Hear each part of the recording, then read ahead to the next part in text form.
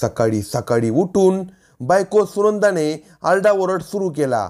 शेजारच्यांना बोलावून घेत आपल्या नवऱ्याने आत्महत्या केली आहे, त्याने गळफास पंख्याला लावला होता, तो फास सोडून त्याला बेडवर तसेच झोपवले असल्याचे तिने सांगितले. या घटनेची माहिती मिळताच कुडाळ पोलीस घटनास्थळी दाखल झाले. त्यांनी घटनेचा पंचनामा करून मृतदेह पोस्टमॉर्टमसाठी सरकारी रुग्णालयात पाठवून दिला.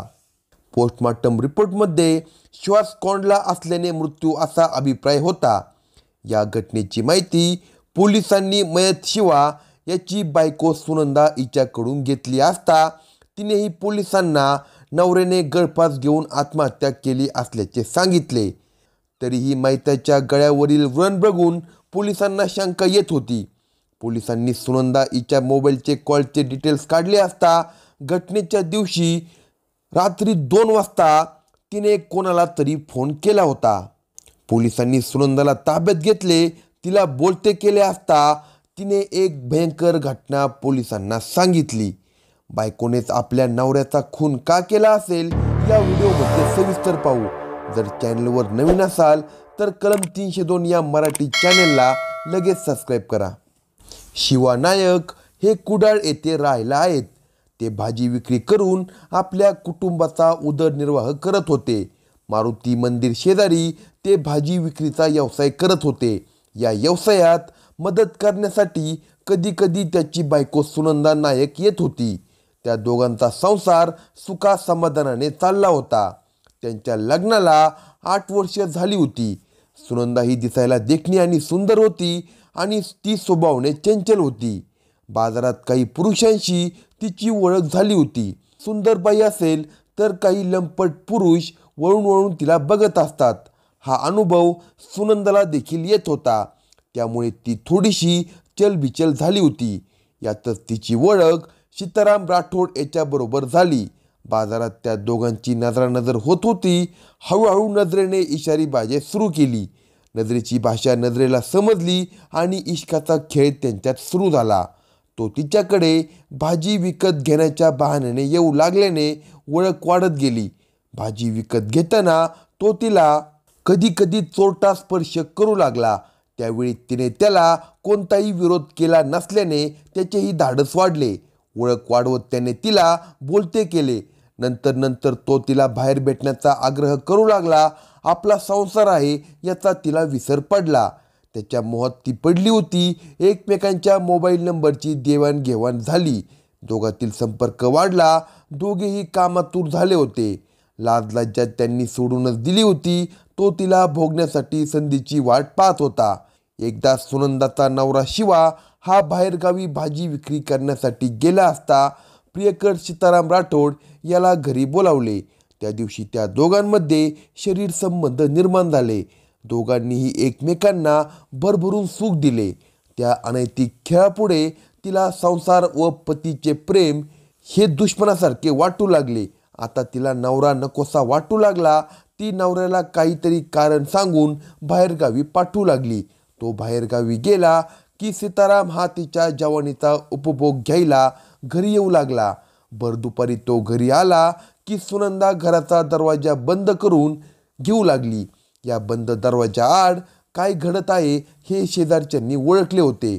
त्यातूनच त्या दोघांच्या संबंधाची चर्चा होऊ लागली.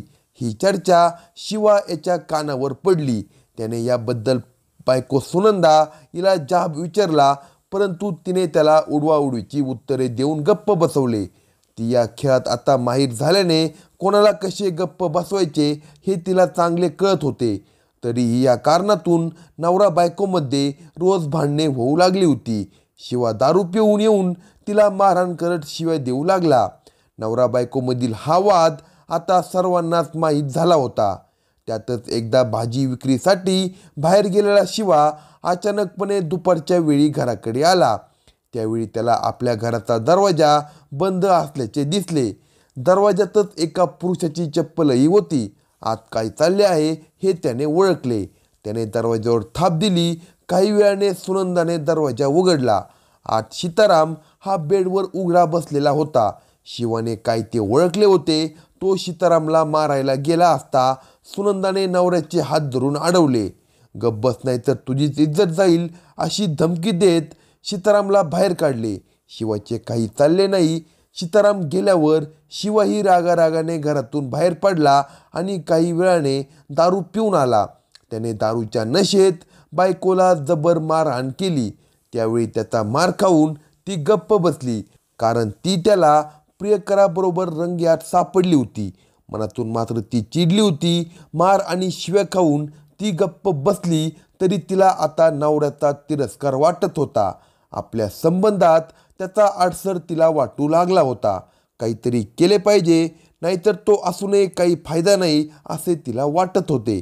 आता आपल्या संबंधात अडसर ठरणाऱ्या नवऱ्याची कायमची गेम केली पाहिजे असे तिने मनाशी ठरवले.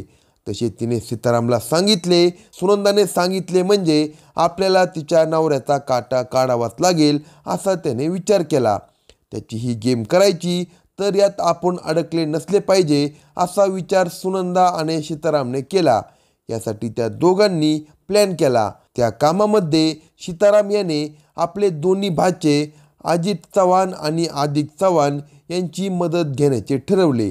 त्यासाठी सीतारामने भाच्यांना काही पैशाचे आमिष दाखवले. दोन्ही भाच्यांना आपल्या मामाचे सुनंदाबरोबर असणारे प्रेमसंबंध माहीत असल्याने तेही तिच्या नवऱ्याला मारण्यासाठी तयार झाले. त्या चौघांनी एक प्लॅन केला. शिवाला मारायचे आणि त्याने आत्महत्या केली असल्याचा बनाव करायचा असा त्यांनी विचार केला.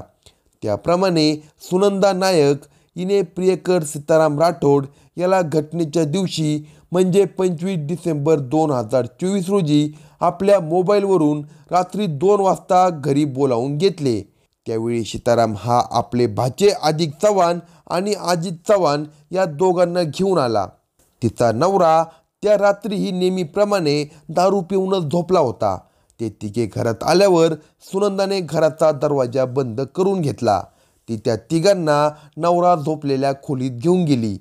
शिवा हा गाढ झोपला असल्याने सीताराम आणि सुनंदा या दोघांनी मिळून शिवाचे हातपाय घट्ट दाबून धरले, तर अजित चव्हाण याने शिवाच्या नाकावर जाड कापड धरले आणि आदिक चव्हाण याने शिवाच्या गळ्यात दोरी टाकून जोरात आवळून धरले.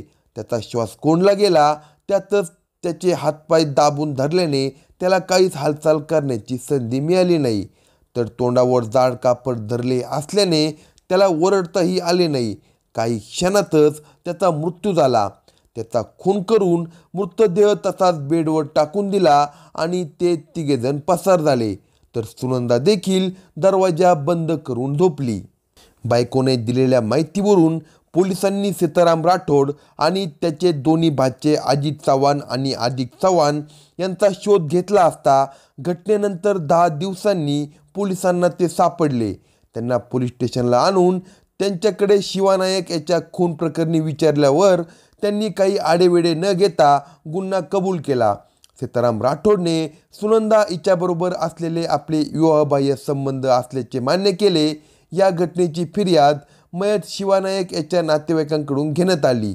त्यांनी दिलेल्या फिर्यादीवरून शिवानायक वय 38 याचा खून करून आत्महत्या केल्याचा बनाव केल्याप्रकरणी त्याची बायको सुनंदा नायक वय 32, तिचा प्रियकर सीताराम राठोड वय 40, त्याचे भाचे अजित चव्हाण वय 25 आणि आदिक चव्हाण वय 28 याच्या विरोधात कलम 103 प्रमाणे गुन्हा दाखल करण्यात आला आहे. अशाच नवनवीन क्राईम स्टोरी ऐकण्यासाठी कलम 302 या मराठी चॅनेलला सबस्क्राईब करा आणि आपल्या प्रतिक्रिया कमेंट बॉक्समध्ये कळवा.